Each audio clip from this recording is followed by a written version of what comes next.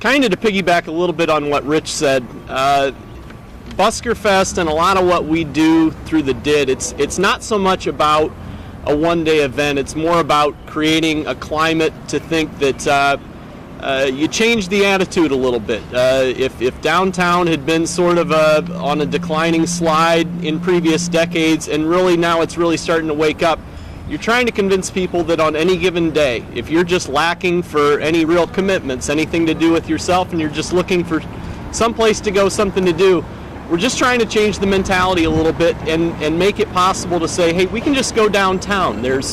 On any given day, there may be something planned going on. There might be Buskerfest. There can be a taste of the arts. Whether it's the Rib Fest and the German Fest and the Three Rivers that have been going on for a lot of years and have a lot of equity in the community, it's about just changing the mentality one step further and making it so there doesn't necessarily have to be a big headline event going on to make downtown a viable choice for, hey, what do you want to do tonight? I'd like to think there's some reasonable places selling food in the downtown area and have for a long time.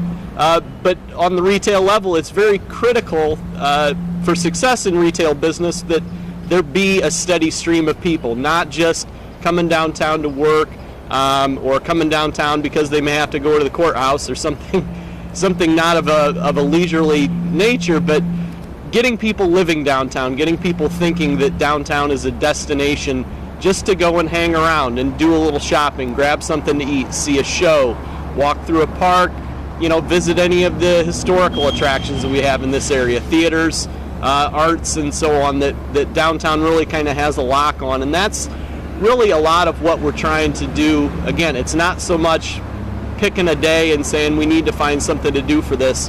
It's much more strategic than that. The last Saturday's initiative, just trying to generate the critical mass in activity to make people think, hey, this is a pretty decent place, and giving residential development that's going on now a little bit more legs and a little bit more of a tailwind than it might otherwise have had. So, losing our propaganda.